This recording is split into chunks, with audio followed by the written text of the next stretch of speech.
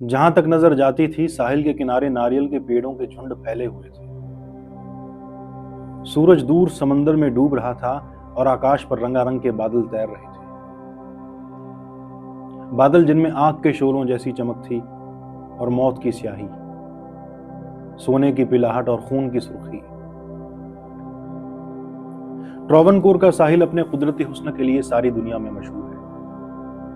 मीलों तक समंदर का पानी जमीन को काटता, कभी पतली नहरों के लहरिए बनाता, कभी चौड़ी चकली झीलों की शक्ल में फैलता हुआ चला जाता। उस वक्त मुझ पर भी इस हसीन मंजर का जादू धीरे धीरे असर करता जा रहा था। समंदर शीशे की तरह साकिन था, मगर पश्चिमी हवा का एक हल्का सा झोंका आया और समंदर की सतह पर हल्की हल्की लहरें ऐसे खेलने लगीं जैसे किसी बच्चे के होठों पर मुस्कुराहट खेलती। दूर, बहुत दूर कोई मछेरा बांसुरी बजा रहा था। इतनी दूर की बांसुरी की पतली धीमी तान फैले हुए सन्नाटे को और गहरा बना रही थी। मेरा नाव वाला भी सहर आफरी माहौल से मुत्तसिर मालूम होता था। जैसे ही हमारी लंबी पतली कश्ती नारियल के झंडों को पीछे छोड़ती हुई खुले समंदर में आई, उसने चप्पू पर से हाथ हटा लिए। समंदर की तरह वो भी खामोश था। कश्ती न आगे जा रही थी न पीछे, लहरों की गोद में धीरे धीरे डोल रही थी। फिजा इतनी हसीन, इतनी शांत, इतनी ख्वाबावर थी कि जरा सी हरकत या धीमी सी आवाज भी उस वक्त के तिलिस्म को तोड़ने के लिए काफी थी। कश्ती डोल रही थी। कश्ती वाला चुपचाप टकटकी बांधे सूरज को डूबते हुए देख रहा था।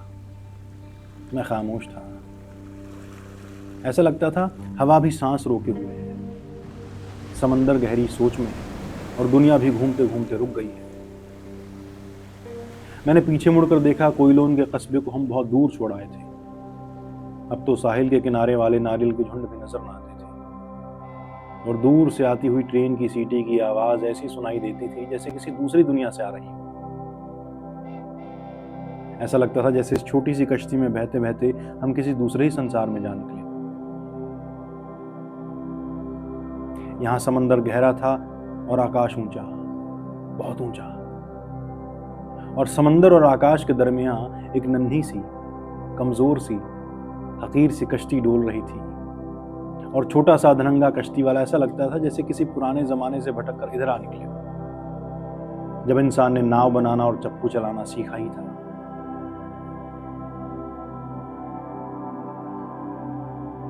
सूरज की आतिशी गेंद समंदर की सतह पर एक पल के लिए ठिठकी और फिर धीरे धीरे पानी में डूब गई। फिर उसकी आखिरी किरणें भी मगरिबी आसमान पर गुलाबी गाजा मलते हुए रुखसत हो गई। और थोड़ी देर बाद ही मौत की परछाई की तरह गहरा अंधेरा आसमान और जमीन दोनों पर छा गया। इतना गहरा अंधेरा कि मेरा दम घुटने लगा। मैं कश्ती वाले से कहने ही वाला था कि कोयलोन वापस चल, कि कुछ देखकर मैं ठिठक गया और हैरत से मेरा मुंह खुला का खुला रह गया। वो मंजर था ही इतना अजीब। क्या देखता हूं कि दूर समंदर में एक चिराग बहता हुआ चला जा रहा है। वो क्या है? मैंने कश्ती वाले से पूछा और उस अनोखे चिराग को देखे बगैर ही वो बोला, अभी आप खुद ही देख लेंगे साहब। न जाने क्यों मुझे ऐसा लगा कि जैसे ये कहते वक्त उसकी आवाज कांप रही थी। वो कश्ती वाला था सचमुच अजीब ही आदमी। शक्ल से न जवान लगता था न बुढ़ा। ट्रावनकोर में टूटी फूटी अंग्रेजी तो तकरीबन हर एक ही बोल सकता है, लेकिन वो अच्छी खासी हिंदुस्तानी भी बोल लेता था। और एक और दर्जा भी था कि मैं मुसाफिरों से भरी दूसरी बड़ी बड़ी कश्तियों में सैर करना चाहता था। मैं सुकून और खामोशी चाहता था, चीख पुकार और हंगामा नहीं। कोई बातूनी कश्ती वाला मिल जाता तो बेकार बकबक से सारा मजा किरकिरा कर देता। साहब ये देखो, साहब वो देखो, ये लाइट हाउस देखो, वो टापू देखो। साहब तुम कहाँ के रहने वाले हो? यहां से कहाँ जाओगे? बीवी बच्चों को साथ नहीं लाए? मगर मेरा कश्ती वाला मेरी तरह खामोशी पसंद था। घंटा भर में मुश्किल से उसने 2-4 बातें की। चुपचाप बैठा चप्पू चलाता रहा और इस तमाम अरसे में उसके बारे में सोचता रहा था। इतना बुढ़ा तो न था, फिर उसके चेहरे पर ये झुर्रियां कैसे पड़ी? उसकी धसी हुई आंखों में दुख की परछाइयां क्यों थी? वो इतना खामोश क्यों था, जैसे जिंदगी से बिल्कुल थका हुआ और बेजार हो? जैसे दुनिया के सारे दुख सुख उस पर से गुजर चुके हैं और अब वो वहां पहुंच गया हो जहां ना दुख है ना सुख है, सिर्फ एक गहरी अथाह मायूसी है और उकताहट है। हाँ, तो मैंने उससे पूछा वो क्या है, और पीछे मुड़े बगैर उसने जवाब दिया, अभी आप खुद ही देख लेंगे साहब। जैसे उसे पहले ही से मालूम हो मैं किस अनोखे नजारे की तरफ इशारा कर रहा हूं। और फिर उसने धीरे धीरे हमारी कश्ती को उसी तरफ खींचना शुरू कर दिया जिधर अंधेरे समंदर में वो रोशनी बहती हुई चली जा रही थी। थोड़ी देर बाद मैंने देखा कि एक और कश्ती चली जा रही है जिसे एक अकेली औरत खे रही है, और उस कश्ती में एक लालटेन रखी है जिसकी रोशनी दूर से मैंने देखी थी। इतनी रात को अंधेरे समंदर में वो कहां जा रही थी और क्यों? क्या वो सचमुच की कश्ती थी या सिर्फ मेरे तखय्युल का हयूला जो इस तिलिस्मी अंधेरे माहौल में उभर आया था? मैंने देखा कि मेरे मांझी ने अपनी कश्ती को औरत की कश्ती से काफी फासले पर रखा ताकि हम अंधेरे में छिपे रहें और वो हमें न देख सके, मगर लालटेन की रोशनी के दायरे में वो अच्छी तरह नजर आ रही थी। एक मैली सी साड़ी में लिपटी हुई दुबली पतली औरत थी, मगर उस वक्त चेहरा साड़ी के आंचल में छिपा हुआ था। उसकी कश्ती बीच समंदर में एक जगह रुक गई जहां एक डूबे हुए दरख्त का ठुंड पानी से बाहर निकला हुआ था। समंदर में थोड़े थोड़े फासले पर ऐसे कितने ही ठुंठ आसमान की तरफ उंगली उठाए खड़े थे, मगर इस दरख्त पर एक लालटेन बंधी हुई थी जिसमें अब इस औरत ने तेल डाला और फिर दिया सलाई जलाकर उसे रोशन किया। जैसे ही वो लालटेन जली, मैंने उसकी रोशनी में उस औरत का चेहरा देखा जिस पर से आंचल अब ढलक गया था। वो चेहरा मुझे आज तक अच्छी तरह याद है, मैं उसे कभी नहीं भूल सकता। पीला बीमार चेहरा, पिचके हुए गाल, धसी हुई आंखें, बाल परेशान और धूल से अटे हुए हाथ जिससे वो लालटेन की बत्ती को ऊंचा कर रही थी, कमजोरी से कांप रहा था। मगर उसी लालटेन की तरह वो चेहरा भी एक अंदरूनी रोशनी से मुनव्वर था। नीले सूखे हुए होंठों पर मुस्कुराहट थी और आंखों में एक अजीब चमक, इंतजार की चमक, उम्मीद की चमक, इतिकाद की चमक, ऐसी चमक जो भजन करते वक्त किसी जोगन की आंखों में हो सकती है या किसी मोहब्बत करने वाली आंखों में जो बहुत जल्द अपने आशिक से मिलने का इंतजार कर रही है। वो भी अपने महबूब की मुंतजिर थी, कम से कम मुझे इसका यकीन हो गया। अब मैंने देखा कि उसने अपनी कश्ती घुमाई और जिस खामोशी से आई थी उसी तरह धीरे धीरे चप्पू चलाती हुई एक टापू की तरफ चली गई जहां सितारों की रोशनी में माहीगीरों के झोंपड़े धुंधले धुंधले नजर आ रहे थे। अब वो गा रही थी मलयाली जुबान का कोई लोकगीत, अनजाना मगर फिर भी जाना बूझा, जिसके अल्फाज को मैं ना समझ सकता था, मगर ऐसा लगता था जैसे ये गीत मैंने किसी और जुबान में सुना हो। वो क्या गा रही है? ये हम लोग का पुराना गीत है साहब, जो औरतें अपने प्रेमियों के इंतजार में गाती हैं। मैं दिया जलाए सारी रात तेरी बाट देखती रही हूं, तू कब आएगा साजन। और मुझे अपने यहाँ का लोकगीत दिया जले सारी रात याद हो आया, जो हमारे यहाँ औरतें ऐसे ही मौके पर गाती हैं। क्या सारी दुनिया की औरतों के मन में से एक ही आवाज होती है? मैंने सोचा और मांझी से कहा, तो इसीलिए वो यहाँ लालटेन जलाने आई थी, ताकि उसका पति या प्रेमी रात को अंधेरे समंदर में आए तो रास्ता ना खो बैठे। मांझी ने मेरे सवाल का कोई जवाब न दिया। मैंने फिर सवाल किया, क्या उसका प्रेमी आज की रात आने वाला है? अंधेरे में मांझी की आवाज ऐसे आई जैसे वो किसी बड़े दुख के एहसास से बूझा। नहीं, वो नहीं आएगा, ना आज रात ना कल रात। वो मर चुका है, कई बरस हुए मर चुका है। क्या मतलब?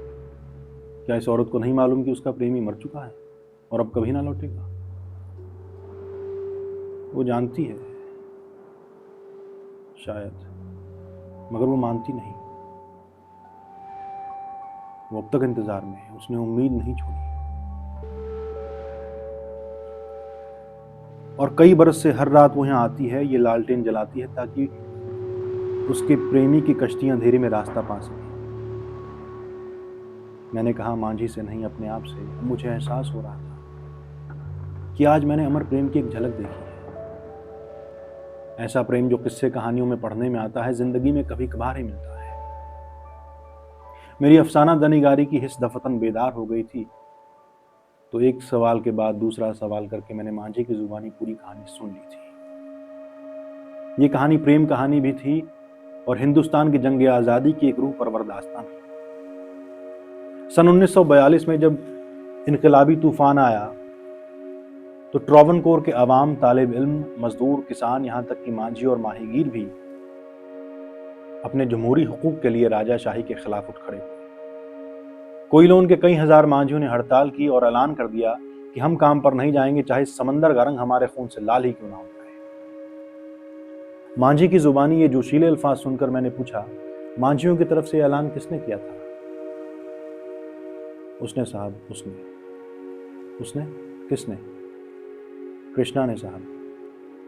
हम मांझियों का लीडर वही तो था तो जात का मांझी और हमारी तरह कश्ती ही चलाता था, मगर स्कूल में पढ़ा हुआ था और कई साल त्रिवेंद्रम शहर में रहा था, जहां उसने बड़े बड़े लीडरों की तकरीरें सुनी थी। वो खुद भी लीडरों की तरह भाषण दे लेता था। बड़ा खूबसूरत और तगड़ा जवान था साहब। कोयलोन से इस टापू तक तैर कर 3 मील तैर कर अपनी राधा से मिलने आया करता था।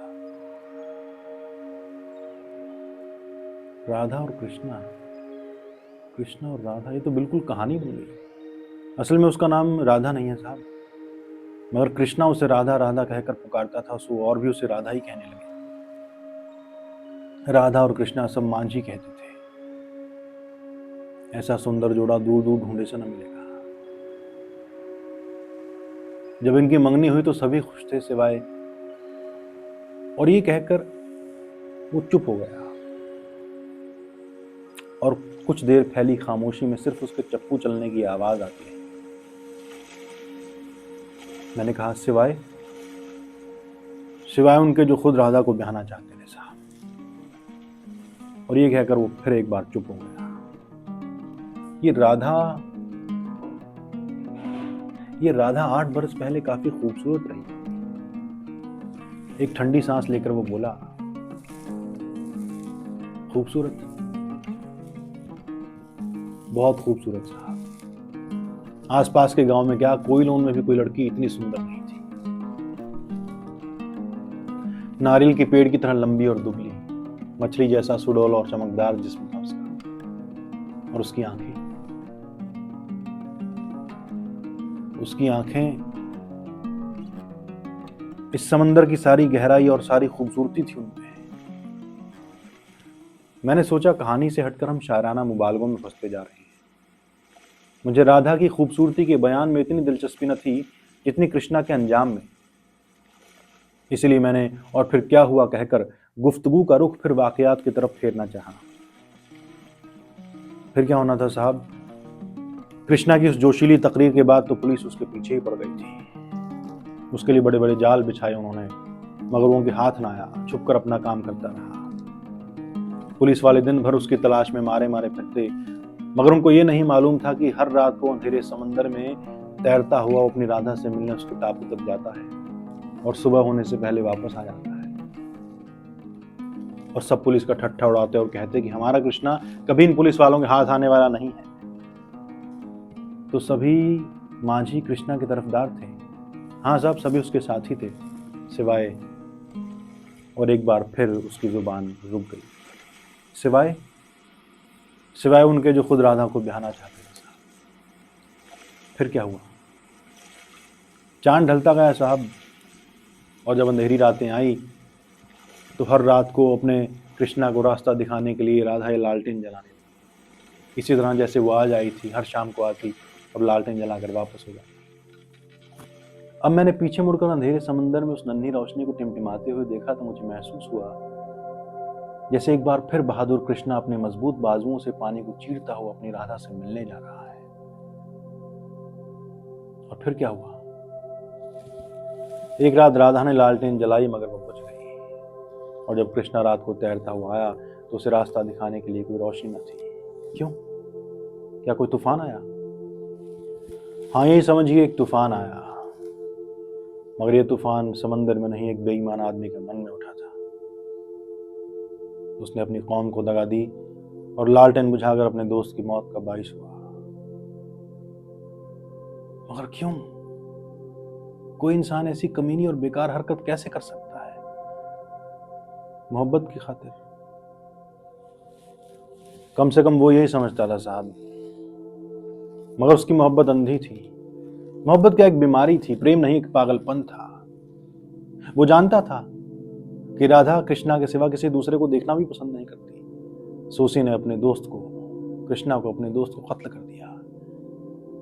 तो कृष्णा डूबा नहीं, कत्ल किया गया।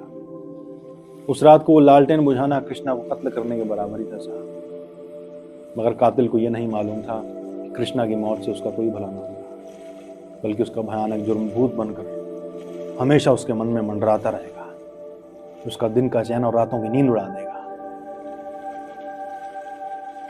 अब हमारी कश्ती कोयलोन के बंदरगाह के पास पहुंच चुकी थी और मैं कहानी और उसके सब किरदारों का अंजाम जानना चाहता था। सो उस रात कृष्णा डूबकर मर गया। फिर क्या हुआ? कृष्णा के बगैर मांझू का इक्का न रहा। पुलिस के डर से उन्होंने हड़ताल खत्म कर दी। और राधा, जब उसको कृष्णा की मौत की खबर पता चली तो उसने क्या किया? उसे आज तक कृष्णा की मौत का यकीन ही नहीं आया। बात यह है कि कृष्णा की लाश आज तक समंदर से नहीं निकली। तो हर शाम को राधा यहीं आती है, लालटेन जलाती है और वापस जाकर रात भर अपने झोंपड़े के सामने बैठी कृष्णा का इंतजार करती रहती है। और उसका क्या हुआ?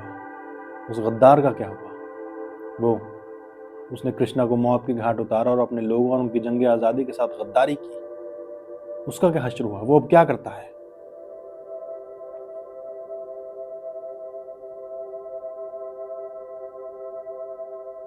मांझी ने मेरे सवाल का कोई जवाब न दिया। पीठ मोड़े, कंधे और सर झुकाए, वो चुपचाप बैठा चप्पू चलाता रहा। मगर उसकी खामोशी में उसके मुजरिम ज़मीर की धड़कन थी। उस वक्त सारी कायनात पर एक सन्नाटा छाया हुआ था, मौत की तरह गहरा सन्नाटा।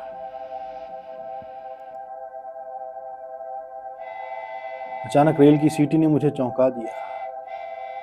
मैं उसी रात को कोयलोन को खैरबाद कहने वाला था। कश्ती से उतरने से पहले मैंने एक बार फिर समंदर की तरफ निगाह की। आसमान में अब हजारों सितारे जगमगा रहे थे, मगर एक सितारा अंधेरे समंदर के बीच में चमक रहा था। ये राधा की लालटेन थी, जो उसके कृष्णा का इंतजार करती रहेगी। आज रात, कल रात, परसों की रात। राधा की मोहब्बत की तरह हमेशा चमकता रहेगा। इसीलिए एक ही उम्मीद का सितारा है।